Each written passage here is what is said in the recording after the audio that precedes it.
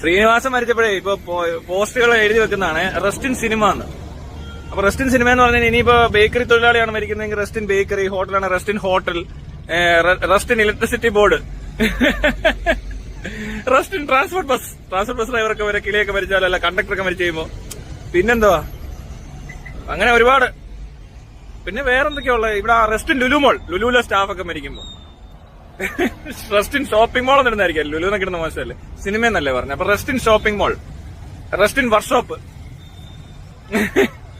വേറെന്തൊക്കെയാ ഉള്ളത്? എല്ലാവർക്കും എല്ലാം കിട്ടിയില്ല. Rest in salon, rest in beauty parlour, beautician മരിക്കുമ്പോ സലൂണിൽ മുടിവെട്ട് മരിച്ചു കഴിഞ്ഞാൽ ഉടനെ റെസ്റ്റ് ഇൻ ബാർബർ ഷോപ്പ്, സലൂണായിപ്പോ എല്ലാം.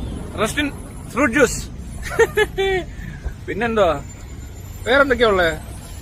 അങ്ങനെ അങ്ങനെ അങ്ങനെ അങ്ങനെ റെസ്റ്റ് ഇൻ ഓയോ, അത് ഓയോ റൂം തൊഴിലാളി മരിക്കുമ്പോ എടുത്തോണ്ട് പോടാ തീട്ടങ്ങളെ. ഓരോന്ന് എഴുതി ഒന്ന് വിടുവോ? വലിയ പറയുന്നില്ല ഞാനൊന്നും. ഓരോ എഴുതിക്കൊണ്ട് വരും ഓരോരുത്തന്മാർ. ഓരോരുത്തർ എന്തെങ്കിലും മരിച്ചാലും എന്തോ കാണിച്ചാലും ഉടനെ കുണയ്ക്കാൻ ഇറങ്ങും കുറെ എണ്ണം. അവന്റെ ഒരു റെസ്റ്റ് ഇൻ സിനിമ. അതേടാ, സിനിമ തന്നെയല്ല, പലരുടെയും മനസ്സ് മരവിച്ചു പോയതാണ് ശ്രീനിവാസൻ എന്ന ആ മഹത് വ്യക്തിയുടെ വിയോഗം.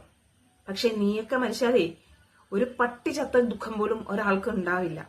ഒരാളെയും ക്രിട്ടിസൈസ് ചെയ്യരുത് എന്ന് ഞാൻ വിചാരിക്കുന്ന ഒരു വ്യക്തിയാണ്. പക്ഷെ നീയൊന്നും സമ്മതിക്കില്ല.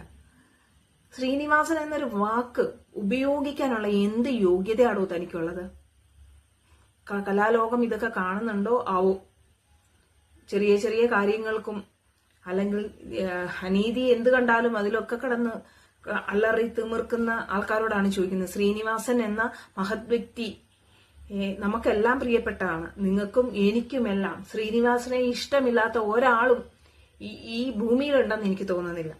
ആ മനുഷ്യൻ വ്യക്തി എന്ന നിലയിലും കലാകാരൻ എന്ന നിലയിലും 100% ഒരച്ഛൻ എന്ന നിലയിലും അല്ലെങ്കിൽ ഒരു കുടുംബനാഥൻ എന്ന നിലയിലും നമുക്ക് ആർക്കും അദ്ദേഹത്തെ കുറിച്ച് ഒരു പരാതിയില്ലാത്ത മനുഷ്യനാണ്.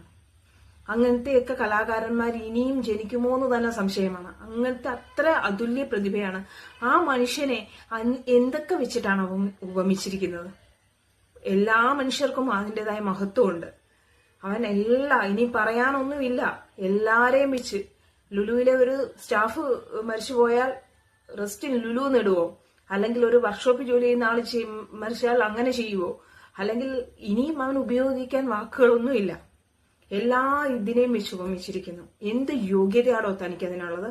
താൻ ആരാ? ചെകുത്താൻ എന്ന പേരും വെച്ചിട്ട് എന്തൊക്കെ ഇയാൾ കാട്ടുകൂട്ടിയ കുറെ കാര്യങ്ങൾ അതാരും കാണുന്ന പോലും ഇല്ല. അതെ, അഥവാ തന്നെ ഫോളോ ചെയ്യുകയോ കാണുകയോ ചെയ്യുന്നെങ്കിൽ തന്നെ പോലെ ദുഷിച്ച മനുഷ്യരായിരിക്കും.